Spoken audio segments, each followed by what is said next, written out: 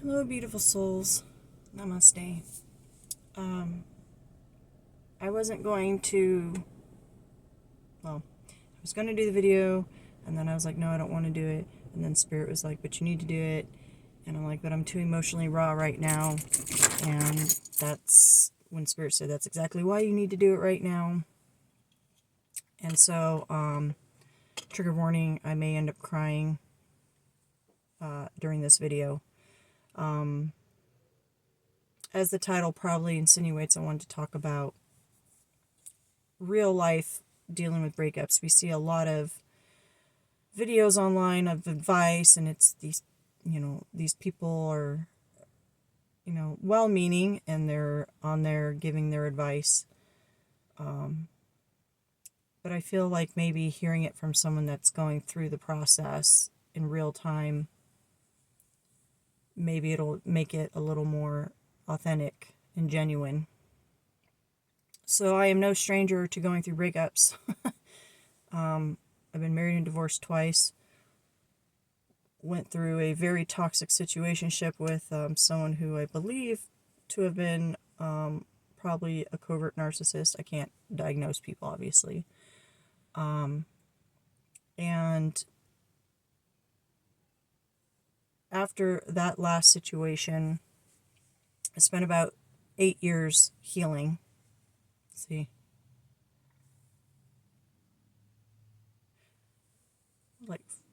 It's been 8 years now, so like 5 years, because before I met this last person. Doing intense healing work on myself after that situation. That situation with the person that I believe to be narcissistic, it almost killed me. I was suicidal. I had attempts. And it plunged me into the dark night of the soul as far as my spiritual awakening. But at that point, that very, very lowest point in my life, I chose me. I chose to heal. I was like, I don't want to deal with this anymore with men or with anyone else, especially not with myself. Like, I knew I wanted to do better for myself. And so I just started doing the healing work. I was going within a lot. I ended up isolating myself, and it was very intense. It was not a pretty process. I was very isolated, and it was just a very intense process. It was a very long season of my life, because I knew it was either I heal or I die at that point. Like, I was at my lowest point, so my options were kill myself or die, or heal. Like, that was pretty much it. There were no other options. And again, trigger warning, I'm being very honest in this. So in that process, I was healing not just from a breakup. That was a catalyst for me. I was healing from generational trauma that I experienced as a child, a lot of wounding, father wounding, mother wounding, sexual abuse, emotional abuse, neglect. Like, I was healing a lot within myself that I had carried on my back my entire life. So it was very, very intense. So when I met this last person, I got to this point, I had finally released the ex situationship and felt pretty strong. Felt like, okay, I think I'm ready to open my heart to loving again. But I was very specific with the divine. I said, I'm not looking to just date. I'm not interested in just dating around. I don't want to be fucking around. Like, I'm looking for a life partner, someone I can enjoy the rest of my life with and grow with, because, this healing journey is never a one and done. Like, you're always learning, you're always growing, and I want someone that can be on board with that and grow with me. And so I was very specific with the divine about what I was looking for, not so much superficially with like what the person looks like, how much money they make, but more about their character, about who they were as a person. And I met this person when I wasn't expecting it. And it kind of felt like a gift from God. Like, oh, wow, like I felt different with this person. When I first met him, a peace came over my body, whereas before with men, I would get anxiety. This person brought peace into my life, and I noticed it immediately, and I latched onto that. But I made a fatal error, okay? Because right from the start, this man told me he wasn't looking for a relationship and that he only wanted friendship. And I heard him, but it did not fully register in my brain because before I met him, I did not understand attachment styles yet. I had not been introduced to that yet. So in my head, I heard him say you just want to be friends, but I was right in that wave of like, oh my God, this man is awesome. Like, I can't wait to get to know him. And I was allowing myself to get excited about something, whereas I should have saw what he said as like a yellow flag, not a red flag because he was being open, upfront, and honest, but as a yellow flag as, hey, caution, before you proceed, before you take this man's number or give him your number or do anything more after tonight, are you ready and can you proceed as just a friend without developing feelings for this person? Do you feel that you are in a place mentally where you're strong enough to do that? Because this man is being very clear to you that he does not want a relationship. And if you feel you can't do that, then you should just cut it off here. You had a nice conversation for the night. It was nice to meet you, and you go on with your life. That's where I should have been. I was not there yet. So, as you can imagine, things progressed, feelings began to develop, and I started pushing for a relationship. And he kept saying the same thing over and over. I'm not ready. I'm not ready. And he had a lot of reasonable explanations as to why he's not ready. And we just were not in the same place because I was ready. And so that was a little confusing for me because I was like, why would God send me somebody that is like fitting everything I could want, but then this man doesn't even want a relationship? Like, it was very frustrating and confusing. And so I spent a lot of time fighting that. And within a few months of meeting this person, I learned about attachment styles, and I began to realize like, oh, I have an anxious attachment due to what I experienced growing up and what I experienced with other relationships. And this person had more of an avoidant. Well, that's very common for anxious and avoidance to be attracted together. So I'm not going to go into that here because that is a whole nother subject for itself. So I highly recommend, highly, highly, highly recommend looking into attachment styles, especially if you're someone who is in and out of relationships a lot, because it's going to give you an understanding of yourself and other people, and it will help you kind of set the stage as to what you need to work on in your healing so that in the future you can have healthy relationships with people and healthy boundaries, okay? So there was a lot of back and forth due to this anxious avoidant attachment. There's a lot of push-pull. And, we both said we wanted the same thing, but then actions were not matching words. And it was a lot of stuff going on. And eventually I got to the point in the connection where I realized my needs are not being met. My concerns are being dismissed. And the more this went on and the more I brought it up and the more it got ignored, like the more frustrated I got and the more resentful I was becoming. And I brought this up to this person many, many, many times. And it was just like, I don't know if he was in denial or his own avoidance. He just didn't want to admit to it, or he just wanted to pretend it wasn't happening. But nothing was ever addressed properly. Like, we would talk about it. He'd say, I'm going to do better. I'm going to change. And then nothing changed. And so I realized I'm not here as an equal partner. I'm here as someone to make him feel good. Like, when we're out in public, he's all about the affection because we look good together. But then in private, it's like, I'm going to keep you at arm's length. I'm not going to open up. I'm going to be very hot and cold. And I couldn't, no matter what I said to him, it was just, he was so defensive about it. And I couldn't deal with that anymore. Okay. Because I did not feel respected. Also learn about love languages, because a big problem in our connection was that we have different love languages, but he didn't want to understand that when you have your love language, just because that's how you receive love doesn't mean that's how someone else receives love. So if your love language is act of services, that's how you feel loved, is when someone does nice things for you. So you do nice things for people and you're expecting them to understand that that's you loving them, but that's not how someone receives love. Like me, I have various love languages, but acts of service I appreciate. I can recognize it. I can be grateful for it, but it doesn't make me feel loved and respected. It's more like, oh, well, that's just being a nice person. That's not how you love someone in a romantic relationship if that's not your love language. But there was a lot of disconnect there. And again, when I would try to bring it up, I was just kind of shut down. Like, this person just really did not want to learn and grow and figure out how to do more healing and grow together. It was a lot of lip service, but not a lot of action taken. And that's fine. I recognize that as this person is just, they're still very deeply wounded, and their healing journey is going to probably just look a lot different than mine.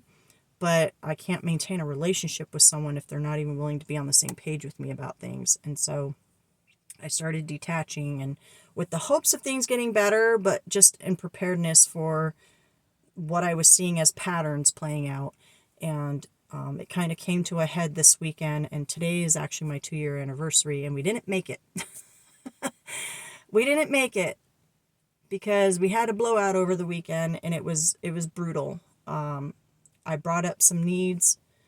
Actually, I didn't even bring it up in that way. I brought it up as like, and I don't want to be specific about what we were talking about, but I was just genuinely asking about something, and he got very triggered by it. And it was like, well, this is a need of mine. And he was like, well, it's not that important to me. So it was he was making it very clear to me, like God was showing me, like this man's mask was beginning to slip. Like, this is a man who is very selfish. He's about him, what his needs are, what his priorities are, and whatever's going on with the other person is not a priority to him whatsoever. Like, for this person, showing up and being there should be enough. Like, I'm here, I'm available, that should be enough. And that's not a relationship, like, at all. And I couldn't get him to understand that. But this weekend, he got very triggered by me asking this stuff. And then he kind of lashed back out of anger because he was triggered, and he said some very mean, hurtful things. And I lost it. At that point, I was like, I already had one foot out the door, and so this was just like that catalyst moment where I was like, nope, I'm done. I can't do this anymore. You are completely like not listening. You do not care about my needs or my concerns, and I cannot. Really, it boiled down to me not wanting to continue in a connection where this is what my future is going to look like. Anytime that there's an issue, it's going to be a big blowout, and my stuff's going to get ignored and dismissed. Like, I could see that being a problem in the future, and I just didn't want to go there. That doesn't mean it didn't hurt. Okay. Yes, I've been checking out emotionally for a few months now. Like, the last few times that we had that stuff was brought up, and we'd have these heart to hearts, and he said he was going to change, and then nothing changed, like no progress whatsoever. I started checking out emotionally. Like, I was just little by little, like, giving less, and it wasn't out of manipulation. It was just out of self-preservation, because I felt like I'm over giving in a connection where I'm getting breadcrumbed. Like, I was getting the bare minimum. And I was actually being very disrespected in the way he was handling the connection. And it was very frustrating. So with the breakup came this understanding of, like, what am I really losing? Because a lot of people will spend a lot of time crying and reminiscing, but what are you crying and reminiscing over? If that person was not treating you properly, if they were not treating you as an equal, if they were not looking at your priorities as a priority for them too,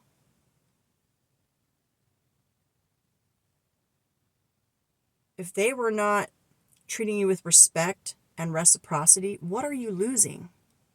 You're losing dead weight. You're losing someone who was using you for whatever you were providing for them. In my case, I was providing love, affection, and attention. I was making this man feel like $1,000,000. He loved spending time with me because he knew that when I'm around, I'm going to be loving on him. I'm going to be treating him like a king. And the only time I got that kind of reciprocated energy was in public, when he wanted other people to see it, because he's very much about how it looks to people. He cares about what people think. But behind closed doors, when he didn't have to put on the fanfare, it was not as good.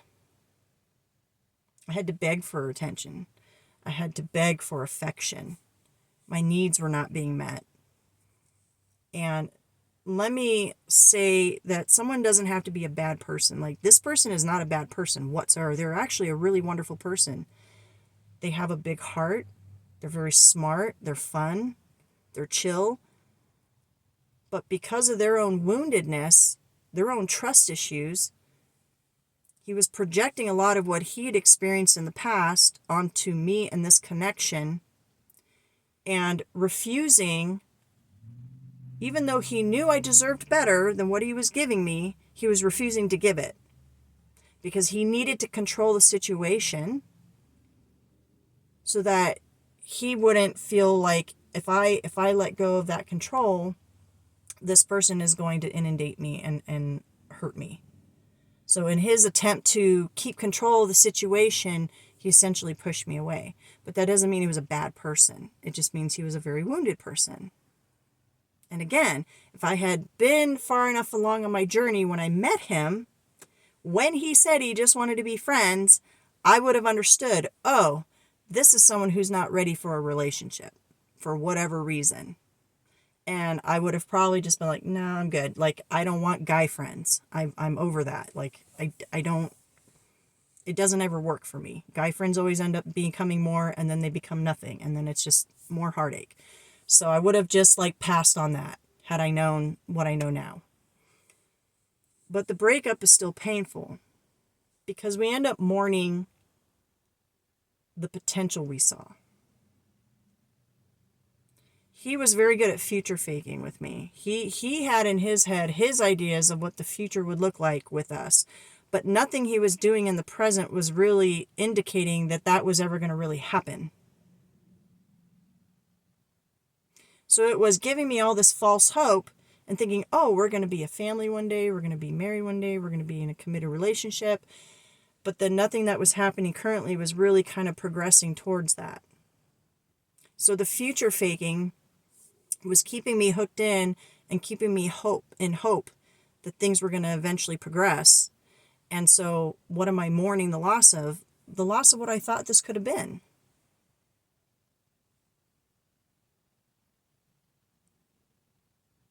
That's what we go through. We mourn the loss of what we think something's going to be. But the reality is, and what we have to keep reminding ourselves through this grieving process so we don't get stuck on that, because guess what? That wasn't real. That never happened. That was a potential.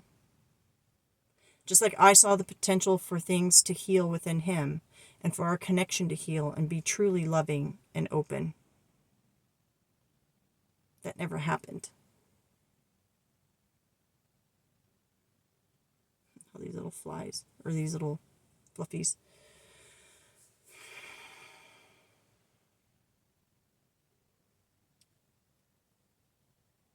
What should we be focusing on in the breakup process?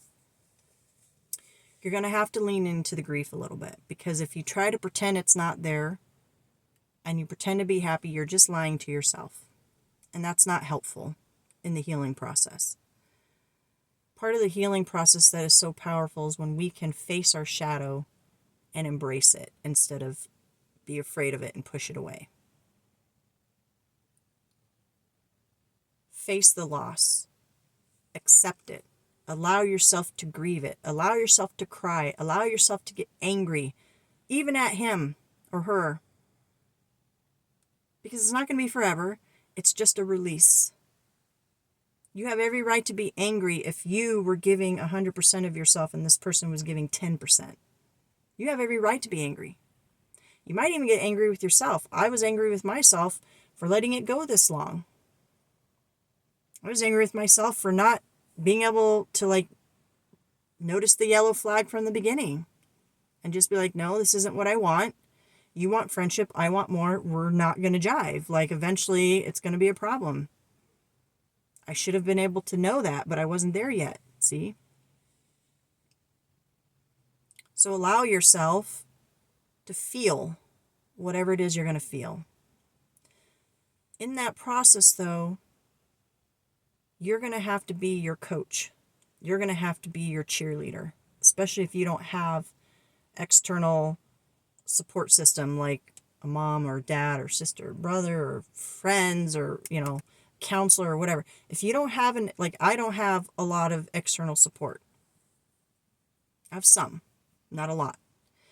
And so the majority of my healing is going to be internal. It's going to be me having positive self-talk, compassion, patience. But in that process is also reflecting on my part in the situation. What were the things that maybe I did that were not helpful in the connection? Going forward, what would I do differently? Not with this person, not hoping he's going to come back. We're leaving it in the past. Like, we don't know what the future is going to hold. Could they come back around? Maybe. If they came back around quickly, they're probably not healed. You're probably just going to start a toxic cycle with them again, because the likelihood that someone can heal that fast and really truly come back and treat you properly, I mean, I'm not saying it's impossible, but I'm saying it's not likely, right? People need time to change. They need time to reflect, to heal, to change behavior patterns. So if they're coming around, sorry, I had to cut that video together because my alarm went off. If people are coming around too quickly after a breakup, they're not healed, and you're most likely going to repeat cycles with them. And I went through that with this person. Okay. If someone is meant to be with you, if they truly are a divine partner, then most likely what would happen during that period of being away from each other, that separation period, is they're going to do the same thing you're doing. They're going to reflect. What did I mess up? What did I do right? What did I do wrong? How could I have done things differently? They're going to think about their own patterns, their own attachment style, their own healing that they need to do. They're going to do the work. Why? Because when it's a divine partnership, there is a desire to be the best version of yourself for you, but also to show up for the other person. And the only way that can happen is they have to choose that for themselves. You can't force someone to change. You can't love someone into changing. And that's another thing a lot of us do, is we think, if I just love them enough, if I just keep showing consistency and love, no, that enables them to use you as a crutch. They have no incentive to change because you're doing all the work for them. They don't have to heal, because why should they have to? You're already loving them the way they want. So during the breakup, it's a time of reflection. Taking accountability for your portion of what didn't go right in the connection, but also not being afraid to be honest with yourself about the fact that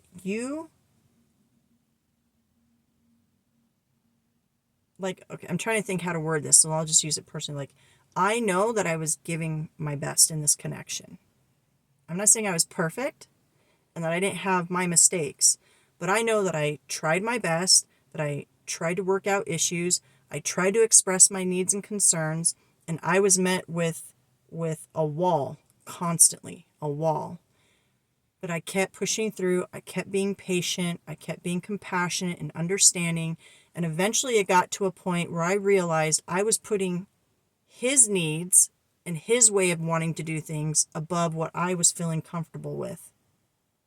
It was no longer feeling like a reciprocal connection. It felt like I was just doing what he wanted, what he needed me to do, or where he needed me to be, or how he needed the connection to go. And I was no longer having a say in things. And I started recognizing that wasn't healthy and that wasn't fair. So I started having boundaries. And sometimes, depending on what level of unhealedness someone is at, They may try to make you feel like just because you have boundaries, you are somehow, bro, what are you doing? Oh, she's just checking to see. Yeah, you missed it. Trash person. They may try to make you feel like you having boundaries is being pushy or asking too much. And that is not, this is where in your reflection, you have to be okay with recognizing that you are not in the wrong for having boundaries. You are not in the wrong for having needs. Now, in my situation, we were both in that state of like, I have needs and boundaries. Well, I have needs and boundaries. The difference is when you're in a healthy relationship, both people want to compromise and work together to achieve a sense of harmony with those needs and boundaries. In my situation, my needs and boundaries were being dismissed because he felt, were a priority over mine, and mine did not matter. That was the disconnect. Okay? So that's part of what I'm reflecting on. Why is that important? Because I need to feel strong in myself in knowing that I did the right thing for myself. I could have stayed. I could have allowed myself to keep feeling underappreciated, undervalued, disrespected. He would have kept having, he had no clue anything was wrong. He thought everything was fine. He was happy with the way things were because he was getting his needs met. So for him, everything was fine. So if I would have kept going, he would have kept getting what he wanted, while I would have just kept getting more resentful over time and more angry because I was not being listened to. So it's important that you reflect on this so that you understand going into a healthy relationship, both people's boundaries and needs are important, but it's two people in a relationship, which means both people need to be respectful of each other. But if you're going to build a long-term life partnership with someone, that means there's going to have to be some compromise. There's going to have to be some give and take. One person can't make the other person feel less important.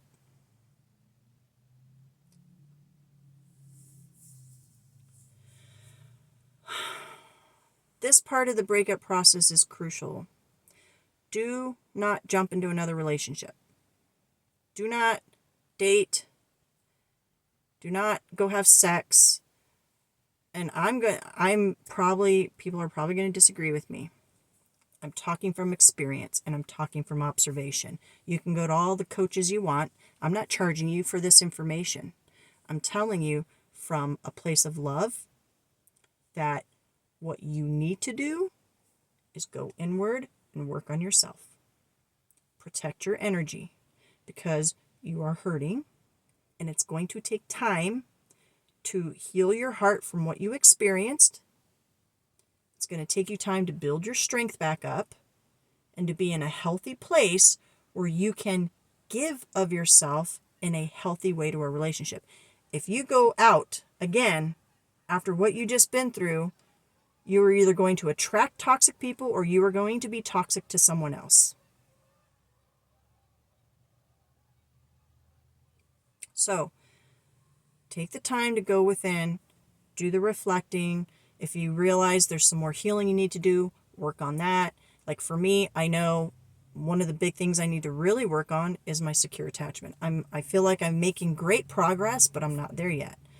Also, work on the things that you want to work on in your life.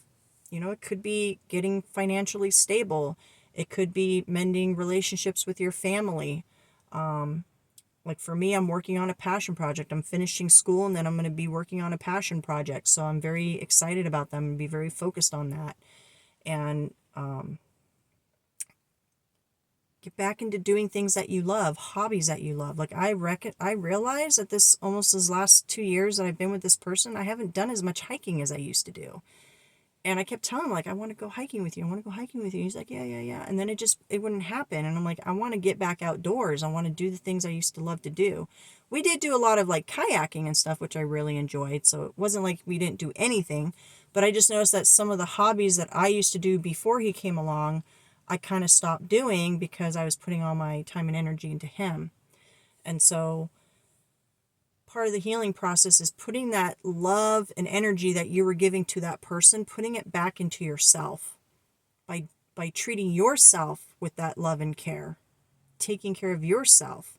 Maybe it means, for me, like, I know I need to get back on track with my eating habits. My eating habits, because of the stress and the depression and the emotional detachment and stuff, like over the last few months, I was on track doing pretty good, and then I kind of just slipped off because I was getting really depressed with things, the way things were going in the connection. So I was using that as an excuse to like not pay attention to my eating, So that's something I really want to work on, is having a healthier lifestyle when it comes around food and movement, and like getting my house back in order. Things have been so chaotic. My house has not been in order forever, and it's stressing me out because I'm a little OCD, so I walk in my house and I get overwhelmed with the mess, and then I just freeze and I can't do it. And if you know, like, you can judge all you want, but people that are like me understand what I'm saying. So this is all the things that you experience in a breakup. This is what's going to be going through your head. But what you need to not do is overthink about the person. Spiritually speaking and energetically speaking, when you ruminate too much on the person, you're keeping that person in your energy, and it actually it's counterproductive to you healing and moving on. And finally, thank you, Spirit. The final thing I want to say before I finish is, when you know your worth and value, you can trust and believe that if this person wasn't your person, there is someone for you. There will be someone that comes into your life who will see you for you, who will love you for you, who will be at a similar place on their healing journey, and they will be able to love and respect you and reciprocate the way that you deserve. And that doesn't mean they're going to be a perfect person, but you're not perfect either. But they will be able to meet you where you're at, and they will treat you with love and respect. So have faith that as you're going through your healing process, you're going to attract in someone who is going to match that. And that's what we call equally yoked. Okay, that's what Christians call equally yoked. So don't let yourself fall into the trap, like I've done it too. Oh my gosh, I'm never going to find anyone that's going to love me. That's a lie. That person couldn't love you because they weren't ready. They were wounded. They were whatever they were, okay? They weren't ready for you. But that doesn't mean there isn't someone who is ready for you. Okay? So, wow, I didn't even cry. I'm shocked. Well, I cried earlier before the video, so I just already had it out of my system. 11:11 when I just looked up. But that's on the second video because I had to splice two videos together. So, I know this was a long one. Hopefully it made sense. I know I kind of just rambled. I didn't have a real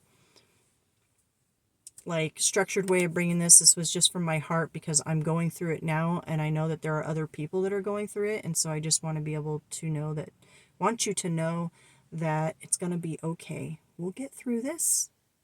We're going to love ourselves. We're going to put ourselves back out into the world when we're ready. You don't have to right now. You don't have to be strong right now. You can work on it. Just give yourself lots of time, lots of patience, lots of grace. Don't be afraid to cry. I've already done the shower crying, okay, where I sat till the water ran cold. Okay, we all do it. It's okay. It's the process. You will heal, and you will find love again. Okay? I love you all so very much. Namaste.